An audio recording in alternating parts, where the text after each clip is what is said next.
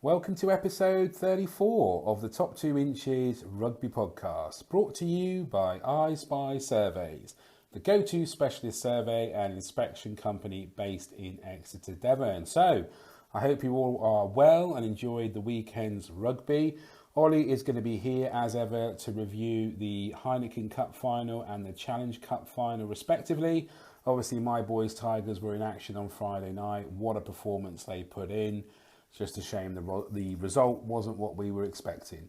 I'll also check in on the semi-finals of the Allianz Premier 15s. No doubt we'll be tapping up the BBC for some up-to-date news, and we will look ahead to the latest round of the Gallagher Premiership. Anyway, enough bambling and bimbling and bombling. Let's just crack on, get this episode going. Okay, so as I said in the introduction, we are going to have a look at the Allianz Premier 15 semi-finals between Harlequins and Wasps, and then Saracens and Loughborough Lightning. So let's start with the early kickoff at 12:30 from the Stoop with Harlequins against Wasps. Now, I did think that Wasps potentially could cause an upset and take this game away from Harlequins and reach the final. This wasn't to be the case. Harlequins, came out on top 25-14. They started off fantastically, and by the end of the first half, helped through 2 tries by Jess Breach, they were 18-0 up at the break. But then Wasp came back with tries from Abby Dow and Andrea Stock to kind of give themselves a little bit of hope. But then the game was kind of seen off at the end. Unfortunately for Jess Breach, she was carried off later on when trying to make a try-saving tackle. Hopefully she will be available for the final, but I'm pretty sure she was on crutches at the end of the game. So well done, Harlequins ladies, reaching their 3rd consecutive final in a row.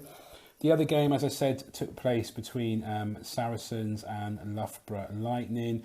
And again, this was an absolute classic. The Cleel sisters both scoring 2 tries apiece. The game finished 28-24, to Loughborough Lightning.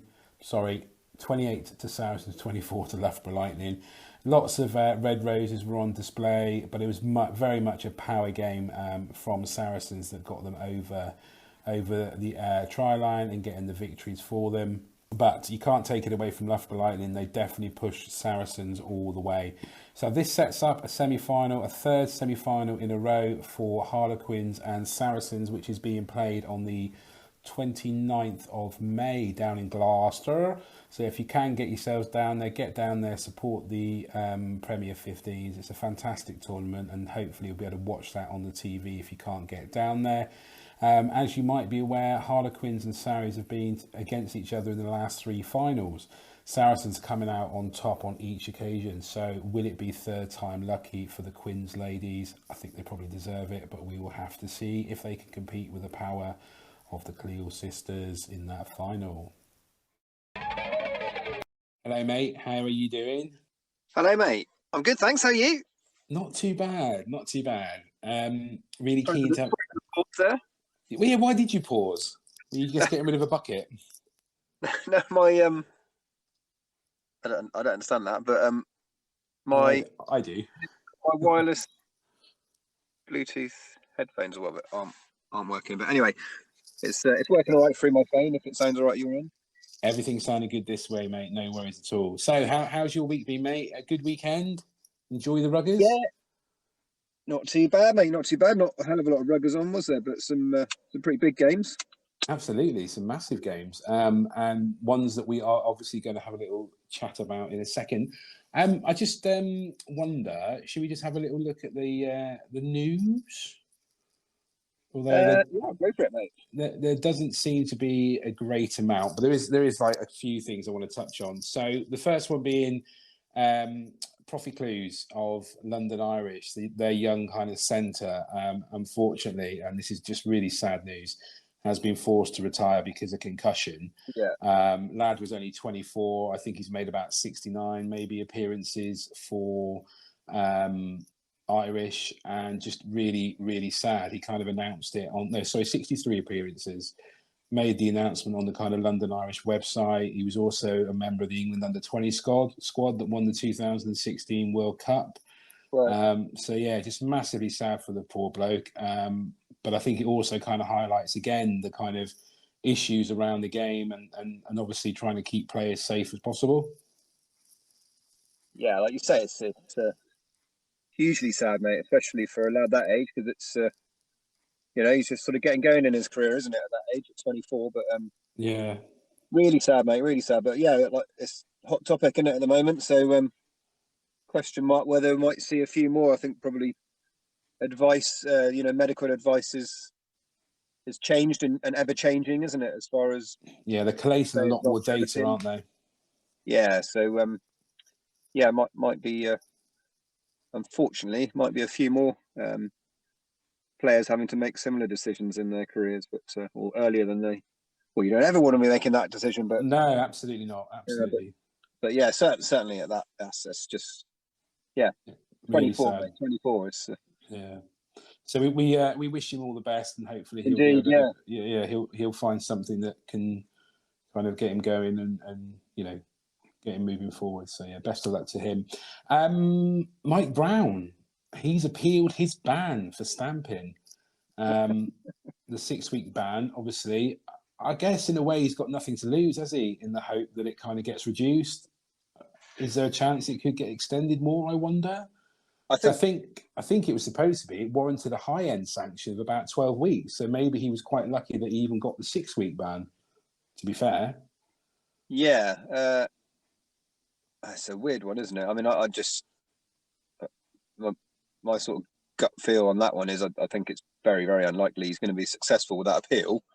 But I think as well, historically, generally, if people appeal, if they're not successful in winning the appeal, as in reducing their ban, then I think quite often it's the case that the number of games ban is extended, isn't it? So yeah, I thought that as well, which seems a bit of a gamble, really, because obviously all the evidence is there. The decision was made. Well, especially when he's moving clubs, it's not ideal for because essentially it's extending the number of games he's not available when he joins Dean Richards at Newcastle, was it? Yeah. So it's a bit of. I mean, I do kind of get it in a way. If Harlequins do well and kind of do, potentially get to the finals, so we say, I kind of get it in that respect. But that maybe is a bit selfish in a way, like you say. I mean, yeah, it's nothing to lose for Quins because it's no, exactly. If they lose the appeal, he's not available for the rest of the season, which he isn't already. And if they win it, then I think that probably makes him eligible for the semi-final, isn't it? So it's probably win-win for Quinn, isn't it? But don't know. Just you don't know on these decisions either. Is it sort of more player-led or club-led? Or obviously Dean Richards and Newcastle probably don't get any say in it because no, they wouldn't. Technically, he's not. He's not. They're not his employer yet, are they? So it's probably just Quinn's going for broke, isn't it? You either have them available or you don't. So yeah. So in that respect, like you say, if it is club-led, then fair play. Why not have a crack, see what happens, eh? Yeah. Yeah. But going back to the actual instant, and in my personal view, and I think you agreed at the time as well, that was there was intent. There was intent there. It wasn't hugely malicious. He obviously could have properly stamped, but he gently placed his foot on the players. It was just stupidity, wasn't it? So I agree. A moment of madness, whatever you want to call it, isn't it? But yeah. So maybe some better news for Newcastle. Callum Chick has signed a New Year deal. Oh my God, a new 2-year deal to stay with Newcastle. He's becoming a pretty decent lad. He scored 3 tries in 11 games so far this season, 83 appearances. Decent player to have on board. Young lad as well, only 24. I've got a feeling he was part of some World Cup winning team for the under-20s as well, but I could be wrong on that one. So that's some positive news. Six Nations is going to be staying on terrestrial TV, which is that confirmed?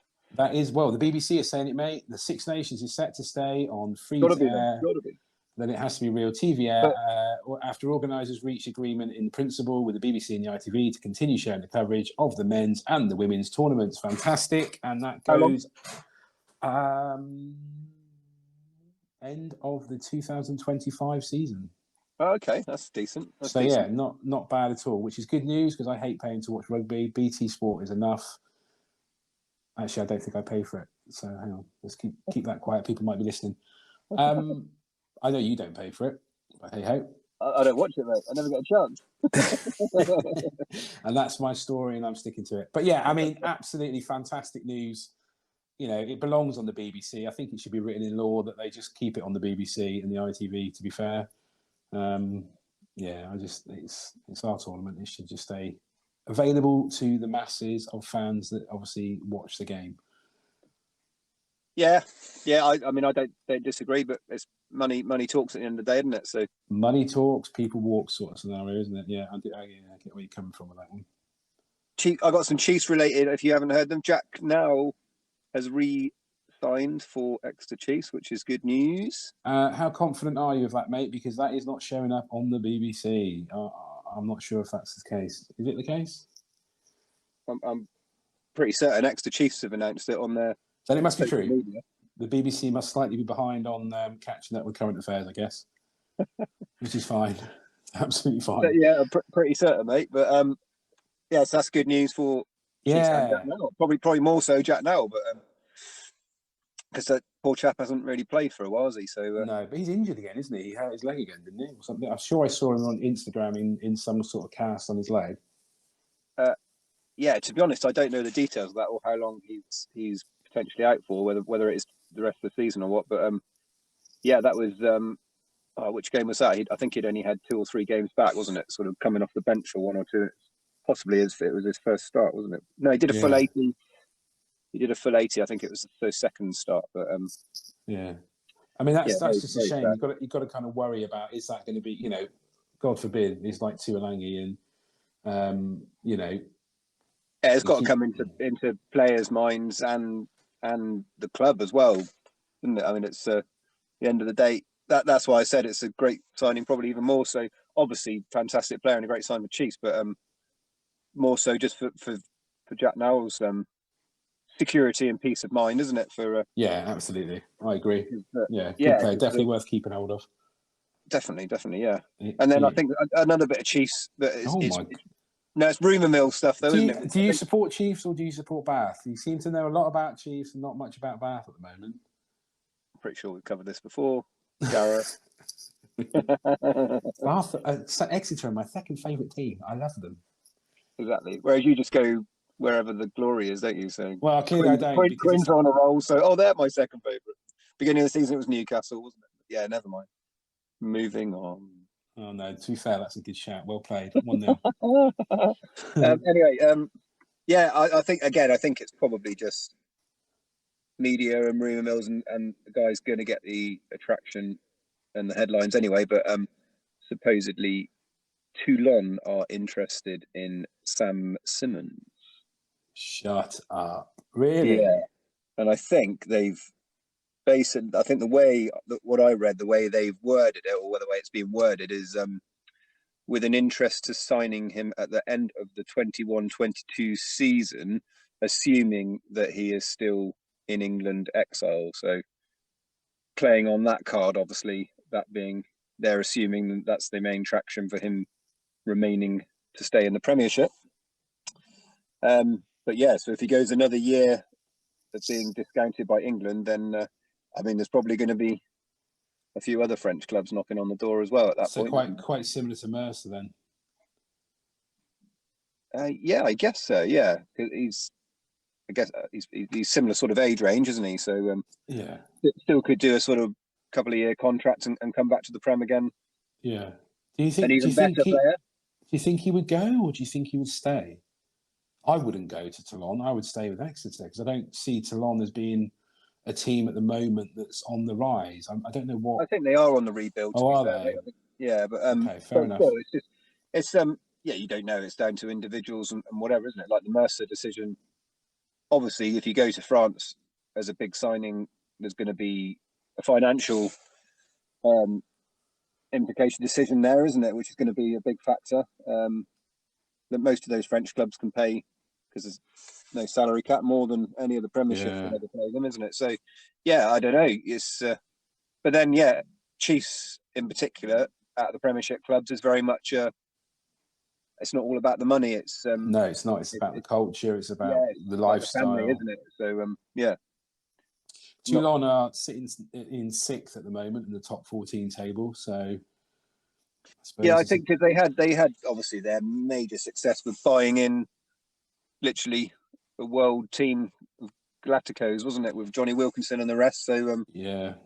and they've had obviously had a dip since those guys have gone. But I think from stories I've read about anyway, the Premiership, the top 14 clubs, is Toulon are one who are sort of rebuilding with a bit more of an emphasis on the French talent that's coming through, which is obviously there and evident for us all to see, isn't it? They've got bags of it, haven't they? Abundance. Well, they're doing pretty well at the moment, to be fair, aren't they? I think I also heard something. Alex Cuthbert, he's leaving Chiefs, isn't he? After 3 years, I think it was going back to the motherland. Cardiff, I think, isn't it? He's signed for. Yeah, that's a bit of a loss because it's a loss, but at the same time, he didn't really ever kind of have a substantial run in the team, did he? He's a quality player. Don't get me wrong. I'm sure Chiefs are. We'll be sad to see him go, but at the same time, I guess he's on a decent enough wage that they could be using him for other things, I guess. Yeah, exactly. Yeah, I mean, he's a good player to have in any squad just because of his experience, if nothing more, isn't it? He's a British Lion, isn't he? So, but yeah, I think he's just one of those who's it's just a mixture of circumstance and bad luck, isn't it? For not having absolutely. games. He's had a few nasty injuries, I think, at his time at Chiefs, which has put him out of action for quite a while. And obviously, well, like any of the Premiership clubs, but there's big competition for places anyway, isn't it? So he's had difficulty sort of fighting his way back into the first team. But it is what it is, isn't it? You can't keep everyone. There's always a turnaround in all the clubs, isn't it? So yeah, absolutely. No, I agree. They had to re-sign Jack now, so they needed a bit of extra cash probably for his bags of money. Yeah, absolutely. Why not? Potentially. Okay. Any other news or rumours you want to chat about, or? No, I think there's not that much really this week, was there? So no, not a great deal from me. Good. Okay, so let's move on let's do the Heineken Cup first. Obviously, Toulouse taking their 5th Heineken Cup, getting that 5th star on their back. Pretty decent final. Well, decent. I mean, Bruiser in the fight. Yeah, physical final. Obviously, Bottier was sent off for that tackle, and I think we both kind of thought, that was a hit and a half, but a few centimetres lower, potentially, I guess. It's an absolute munching tackle, and he's still on the field. I think La Rochelle kind of dominated the game, to be fair. I kind of thought, apart from maybe a couple of breakout tries, obviously, by Toulouse. I agree. I think they generally won the sort of physical battle, didn't they? Yeah, and to stay in the game with only 14 men, brilliant, was fantastic. And obviously coming back at the death or near the end. It was only one try by Toulouse. First half finished 12-9, lots of kicking in the first half. I don't think it was the final that we all maybe kind of hoped for in terms of free-flowing, amazing rugby, but you certainly got that awesome, battle, top 14, power against power, aggression. The tackles were ridiculous. There were players lying all over the place, going off for HIAs. And just a really good game. But, fair play to Toulouse, 5th title. I think they probably did enough just to kind of take the victory, really. Yeah, agreed. Like you say, it was pretty, hugely physical battle, wasn't it? The intensity level was huge. I agree. I think overall La Rochelle won that side of the battle, but just couldn't capitalise on it to win the game, could they? And you could argue that that's essentially from being 14 men down, or a man down to 14 men for pretty much the majority of the game. Was it 27 minutes he got the red card or somewhere around that? Something along those, before half time. So you're talking sort of essentially 2-3 quarters of the game, isn't it? So yeah, it's the reason they couldn't really capitalise on their sort of physical dominance down to that again. It's just we'll never know, but they certainly put up a hell of a battle, didn't they? With 14 men. Did you happen to hear René O'Gara's thoughts after the end of the game? No, I didn't actually. Other than I have heard he wasn't particularly happy with a few of the referee decisions. Yeah, or non-decisions maybe.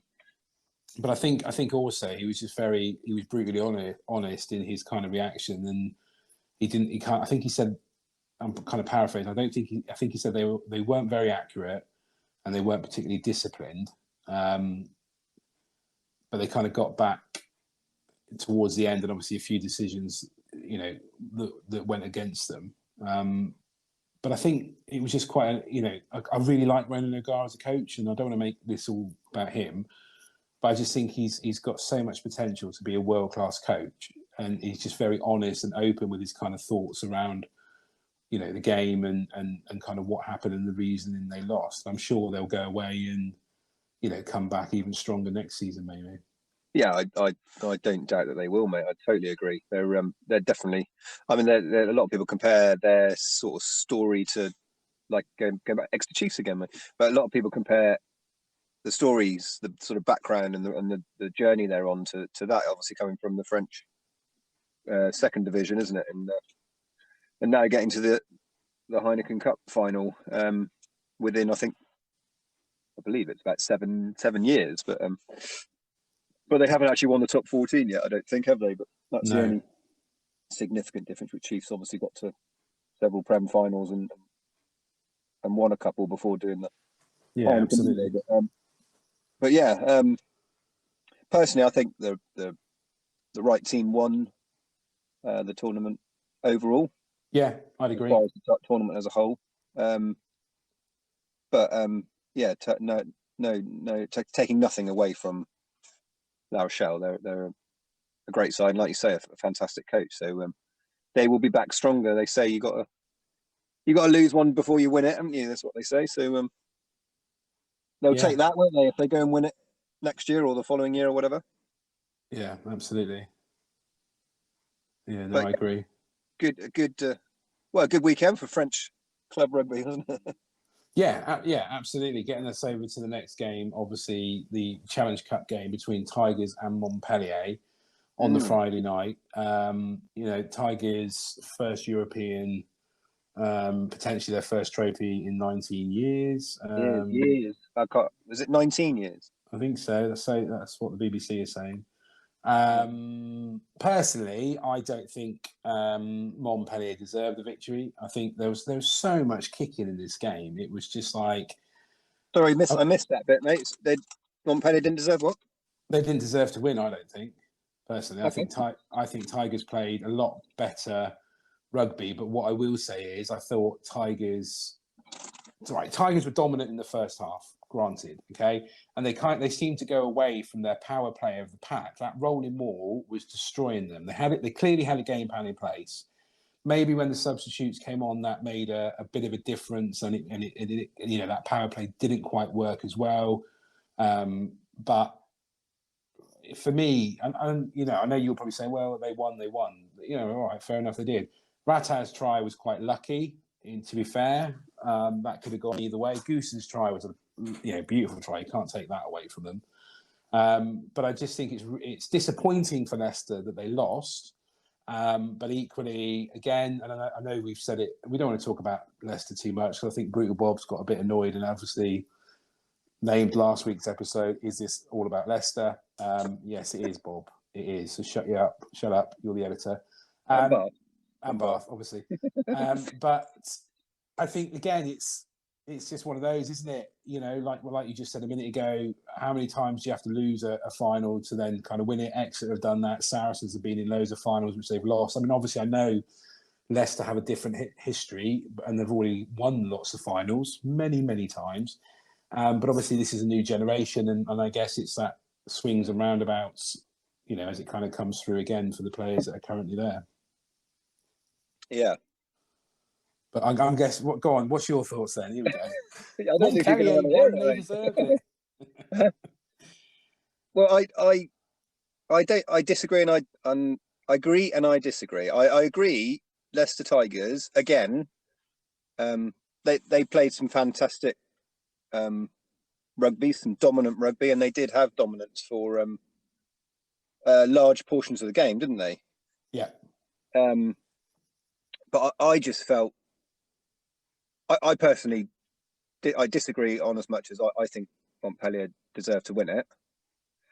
It was a close contest, and fair play. No, I'm not sort of disrespecting Leicester's performance in any way. They had a cracking game and had a really good stab at it. But I just think, for me anyway, it was just, we spoke about it before, but Montpellier's they're just strength in depth. You know, literally names on the team sheet. The guys they've got in their starting lineup, but their bench in particular. Do you think the bench made a massive difference when they came on? Because I was really surprised. I need to just actually, mate, sorry to cut you off completely then. Because I was really surprised because you had like Reinach on the bench and you had Henri Pollard. And I think I said to you this to you on Saturday. Pollard didn't come on to the 63rd minute. Reinach didn't come on to the 61st minute. And I just wondered why they weren't brought on sooner. Well, I think it was basically because their starting 15 is not exactly shabby, isn't it? And Lazowski again had a fantastic game, didn't he? At 10. Yeah. So do you think it's just all I'm talking? Regardless of sort of when they came on, that's what I'm just saying. If you when I looked at the starting team sheets, I thought, okay, starting 15s, it's probably fairly even Stevens, but the Montpellier bench was vastly more experienced. And essentially the better, making up the 23. Do you know what I mean? So just if you're calling it on that, that's why I said it was always going to be a big ask for Tigers, but they could certainly have done it, and they very nearly did, didn't they? Obviously. yeah. But yeah, I mean, and I don't mean, I'm not trying to sound harsh in any way. No, don't worry. Be honest. You say Rattez's try was lucky, and yeah, there's a bit of fault, but you know, the guy individually battled for that try, didn't he? Yeah, let's just so stop talking now. You can't really take that. Sorry? Let's just stop talking now. No, you're right. Yeah, it was. And Leicester scored 2 tries, but they both capitalised on those tries when Montpellier had yellow cards, both of their tries, wasn't it? So yeah, which was good. So a Montpellier fan may say, well, that was lucky for Tigers, those 2 tries, because they just benefited from the yellow card being down to 14 men, isn't it? So that, you know, I'm just fighting the other side of the argument from a Montpellier side, as I'm a neutral, obviously. Well, do you know what, mate? It's probably quite good that you are part of the top 2 inches family, because that's kind of just maybe made me take my rose tinted glasses off a little bit and think, actually, no. Do you know what? Fair play. That's wow. I'm going to put them back on when the Premiership starts again, but that's a fair comment, I guess. I do see your point, mate. I just, you know, it's just hard. It's disappointing, isn't it? And I'm disappointed for Leicester as well, because you know, even though I'm obviously not a Leicester fan, but I was a Leicester fan this weekend because it's the English club in a European final against French side, isn't it? So we said that.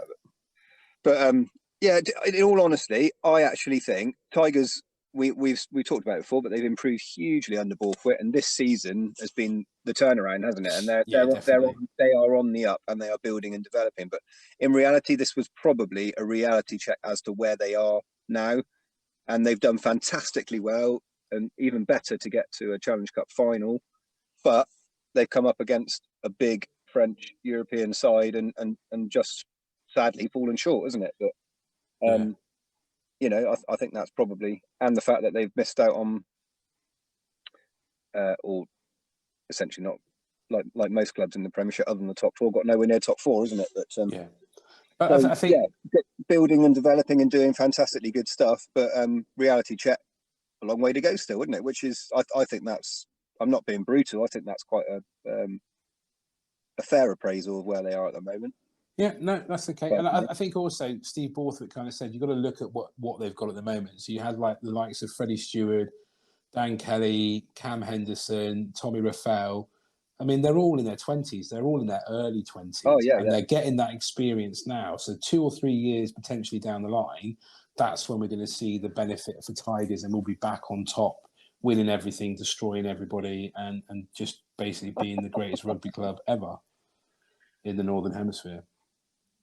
Well, we'll have to wait and see on that. It's a tougher game now, isn't it, than when Tigers were dominant. Yeah, absolutely. It's there's some real competition now, isn't there, at the top? I mean, the league itself is just massively competitive, isn't it? You can almost, it's hard to call games week in, week out, isn't it? Who's going to win? Could go either way. We say it every week, don't we? But yeah, no, they're going in the right direction, and I definitely think they'll be contesting within the next couple of seasons for trophies or for top 4 spots and the rest of it. But yeah, I mean, you just look at the Premiership. You've got Exeter Chiefs, Bristol, Harry's are going to be back. It's a hell of a league, isn't it? It's got to be. It's the best league going, mate. It really is.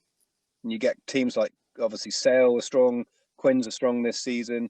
Hopefully, Bath are going to be improving over the next few seasons as well. So hopefully, but yeah. So it's a big ask, isn't it? It's a big ask. Yeah. But as a Tigers fan, personally, you just I would be just pleased that they're putting on the right track on the pitch and they're moving in the right direction. Yeah. Yeah, definitely. No, that's cool. That's cool. Just some interesting news while we're on the Leicester kind of bandwagon. We're still on Leicester, right, Karen? Yeah. So it's just kind of coming on the BBC news. So Leicester Tigers are hopeful they will still be able to welcome supporters to next month's home game against Bristol, despite the new COVID concerns. The city is one of 8 places listed in the new government guidance about the Indian variant. Leicester were anticipating a crowd of about 6,000, but it looks like, so the government says people should not travel in or out of Leicester, Bolton, Blackburn, Kirklees, Bedford, Burnley, Hounslow and North Tyneside unless it is essential to do so. So it's looking like this bloody COVID could potentially be impact on Leicester's first home game, which would be a shame. Sorry, I missed it. First home game or next home game?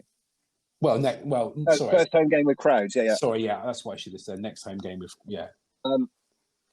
Yeah, well, that'll be sad if it is. I mean, so what you've just described, does that mean you can, at the moment, they can still have 6,000 fans, but it has to be 6,000 from within Leicester?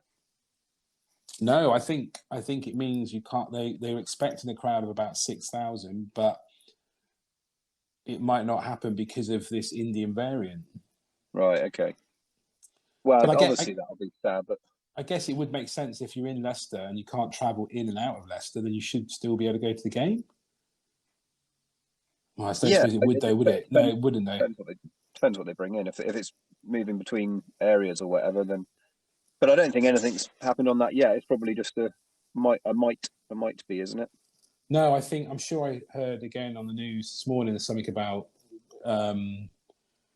the government are putting in like localized things to stop people going into places where this Indian variant is more potent at the moment. So yeah, I mean that'd be a shame, but that's out of our controls. We don't run the government, although I think me and you probably do a pretty decent job, to be fair. No thanks. No, well, I quite like the idea of living in number 10. Yeah, it's obviously that'll be sad. Any game if the sort of the coming back of fans is restricted or delayed or whatever, but it is COVID's COVID, isn't it? It's messed up the last absolutely.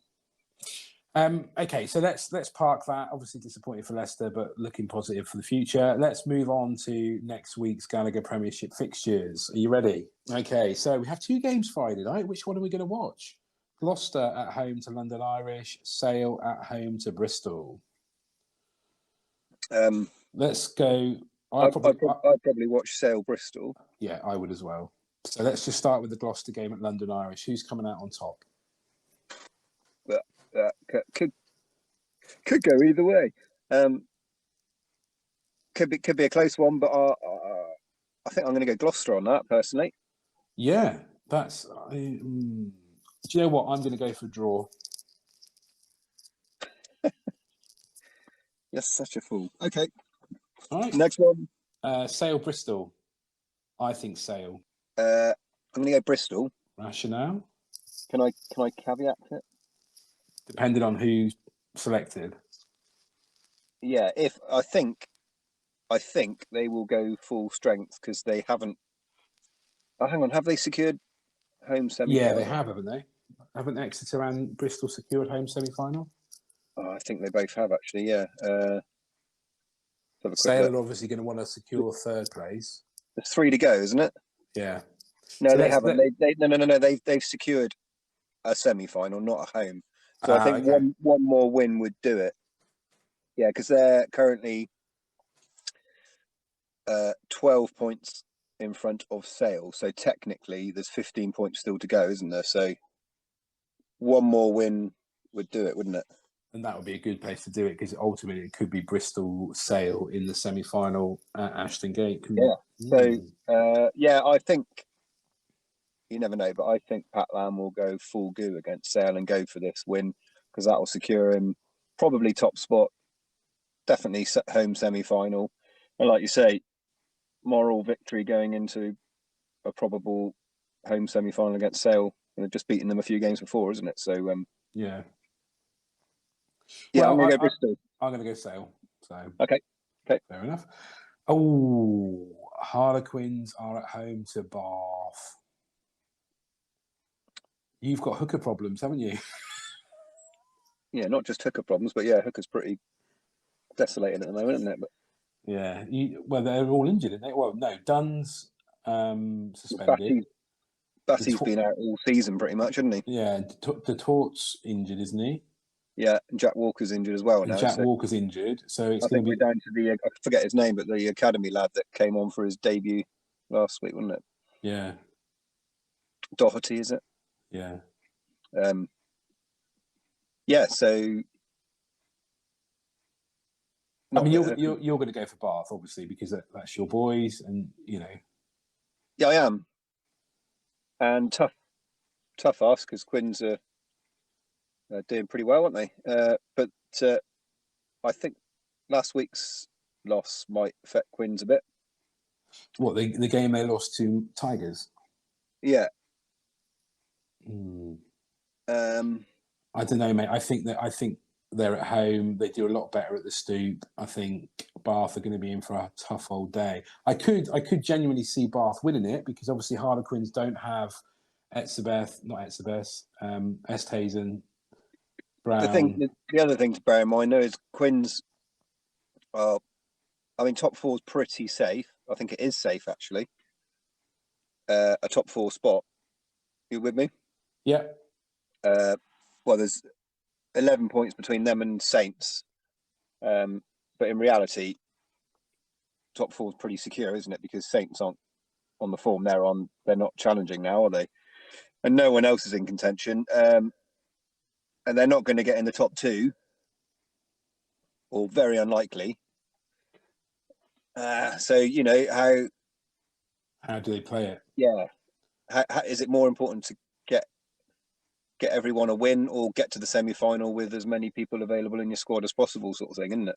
Yeah, but I think Whereas also Bath kind of need to go need out it. and try and win every single game to ensure they're in the top 8 if that's what they're going for. But I'm Yeah. going Bath anyway, mate. But I'm just trying to talk Talk yourself out of it. logical rationale into the decision. No, I think it's going to be a good game, but I think Harlequins will take that one. I think the bandwagon might have come to an end for Quins, but I might be proven wrong. Okay. I hope I am because I'd like to see them continue their run of playing some fantastic rugby right through to the end of the season. But yeah. good things always come to an end, unfortunately. Unfortunately, mate, they do. Yeah, absolutely. Okay, so we're split on that one as well. Tigers go away to Worcester. You ain't gonna like me on this one. You think Worcester are going to do it? Yeah, I do. Reasoning? No, again, I think Leicester should 9 times out of 10. This the way this season has gone, should be winning that one. But I just think Worcester have got as good a chance as ever. The way the fixtures fallen, because they've actually sort of picked up their form and performances in the last few games. Worcester, by quite considerably, they're actually playing some very good rugby and been unlucky in a couple of their last results. And it's all about how Tigers respond to what will be a pretty tough loss last weekend, wasn't it, in the Challenge Cup? So it could be a bit of a rebound victory for Worcester. Ooh, interesting. Potentially. Yeah. So yeah, I'm Clearly, going to say Worcester. okay. Clearly, you're drunk. Borthwick will have the boys obviously firing on all guns. They know they need to get in the top 8. So Tigers victory. Fair play. Okay, Wasps Northampton is the final game on Saturday. Wasps. Yeah, I'll go for Wasps as well. Saints' form's not been great. Wasps are kind of getting a bit, but yeah, I'll go for Wasps. Oh, is that Franklin's? Is that Franklin's? Yeah. Yeah, I'm probably still Wasps though. Yeah, I'd agree. I'd agree on that one. And then Sunday, Newcastle's form is going to be significantly tested when they go down to Sandy Park and take on the Chiefs. Exeter Chiefs. Yeah. For me. Yeah. I'd agree with that one. Newcastle have regained their form again, haven't they? But no, it's going to take a very good side to beat Chiefs now. That they're on it again, aren't they? Yeah, definitely. Yeah, I'd agree with that one. Obviously, earlier on in this episode, I chatted about the semi-finals of the women's game, Allianz Premier 15. Yeah. Sunday is the final between Harlequins and Sarries. So Sarries have won the last 2. Are they going to make it 3 in a row, or are Quins going to take them and make it their first victory? What do you reckon? Well, I'd like to see Quins do it, but I think Sarries might be winning this one again. But hopefully, just a very good game. I certainly think that them 2 being in the final was pretty much as the final 2 that you'd expect, isn't it? Yeah. I did, like I said it earlier on. I did think Wasp could potentially cause a bit of an upset, but Harlequins just played really well and saw them away. I meant like if you're calling it with your head. Yeah. Earlier on in the season, you'd be picking those 2, wouldn't you? But I'm going Sarries, mate. What are you going? I would agree. I think Sarries are going to have too much power up front, and they're going to take their 3rd title. So we'll wait and see with that one. See what happens. Okay, so that's it, mate. Thanks very much again for obviously coming in and taking my rose tinted glasses off and bringing me back down to earth. They're going straight back on again, though. Yeah? Oh, mate, they're back on already. They were only half off. And we'll catch up again next week. Cool, mate. Thank you very much. No worries, buddy. See you soon. Speak to you next week. Bye. So that brings episode 34 to a close. Thank you as ever for choosing to listen, to download. If you want to get involved with us, we are over on Instagram and Twitter. Ollie has informed me we have a few more Instagram followers, which is fantastic. I am lagging behind in the old Twitter account though. So yeah, do go over there. You can get our feeds to each episode in the links. Go over, check us out, give us a like, give us a whatever, leave comments, good and bad as ever. Once again, thank you to I Spy Surveys for continuing to sponsor the podcast. It is really appreciated. And we are obviously available on all major platforms such as YouTube, Apple Podcast, Anchor and Spotify. That's it. Check us out next week for episode 35. See you soon.